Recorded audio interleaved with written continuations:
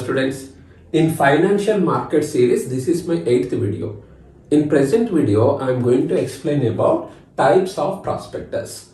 First 7 videos links are available in the description box. As per Indian Companies Act 2013, there are 4 types of prospectus. Deemed prospectus, abridged prospectus, red herring prospectus and shelf prospectus. Let us start with the first one, deemed prospectus. To understand the meaning of deemed prospectus, you should know one concept, that is offer for sale. In primary market, while raising the capital, company has different alternatives. For example, public issue, offer for sale method, preferential issue, right issue, bonus issue and so on. So first method, public issue. On this method, I made a separate video, Financial Market Lecture 3. That video link I am giving in the description box and in iCard. In public issue method, company directly sells securities to public. But this method involves so many formalities and complexities. So to overcome this problem, company may go for second alternative, that is offer for sale. In this method, instead of issuing securities to general public, company sells its securities to intermediaries. Brokers firms, issue houses act as intermediaries. So company sells its securities to intermediaries at an agreed price. For example, company selling 10 crore equity shares at the rate of 10 rupees each to intermediaries. Then subsequently, when company earns goodwill, when company becomes large, then intermediaries sell company securities to public. At which price? More than this price. For example, intermediaries are selling 1 equity share at the rate of 12 rupees to public.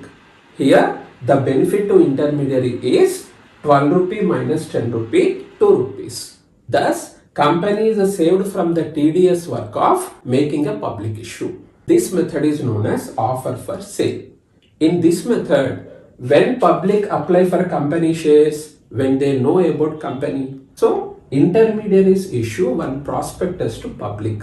That prospectus contains complete information about this company. So even though this prospectus is issued by intermediaries, as it contains information about the company, it is assumed as, it is deemed as company is issuing this prospectus. So that prospectus is known as deemed prospectus. The rules and liabilities of ordinary prospectus are applicable to this deemed prospectus also. So to call a prospectus as a deemed prospectus, that prospectus should satisfy 2 conditions. First condition is intermediary should issue prospectus within 6 months of purchasing securities from company.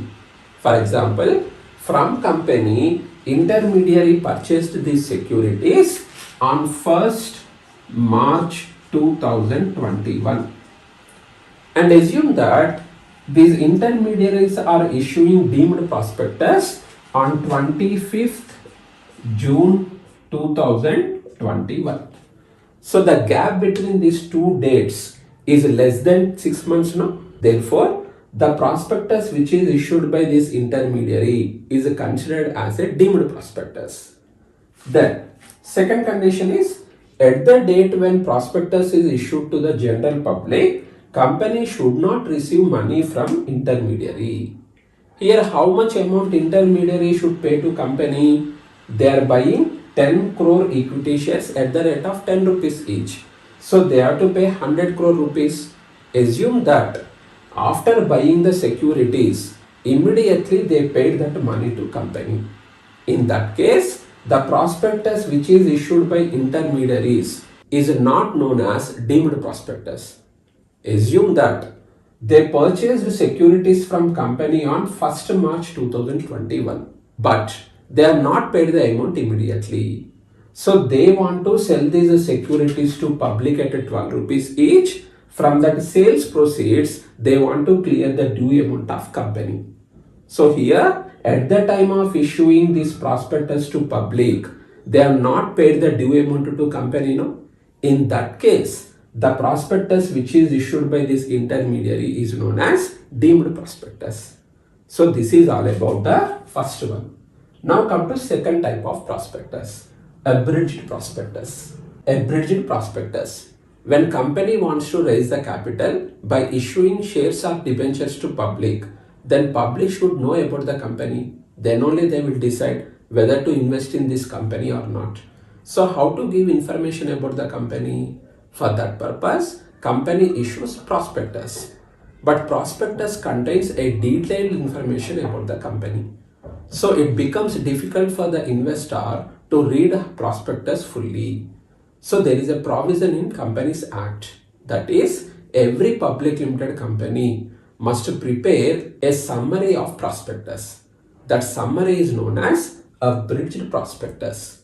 This summary contains important information about the company in brief and a reader-friendly manner. So company should attach this abridged prospectus to the application form, and the company should issue this prospectus to the public. Thus, this prospectus helps the investors to take the decisions quickly. Then third one is red herring prospectus. Red herring prospectus. This prospectus is also known as preliminary prospectus or an incomplete prospectus. Company invites the public for the subscription of securities by issuing prospectus now. So it takes time to finalize a complete prospectus. So to attract the investors before issuing the main prospectus, company may issue one preliminary prospectus. That prospectus is known as red herring prospectus. This prospectus contains complete information about company operations, company prospects, but it doesn't contain some information regarding the issue, like quantum of issue, nothing but how many securities company is going to issue to the public. Similarly, issue price. That is why this prospectus is also known as an incomplete prospectus. Company should file this prospectus with the company's registrar 3 days prior to the opening of offer. So the obligations and rules of ordinary prospectus are applicable to this prospectus also. Now come to the last one, shelf prospectus. Shelf prospectus. Suppose company wants to issue securities to public for 4 times in 1 year. So each time issuing a fresh prospectus is very difficult.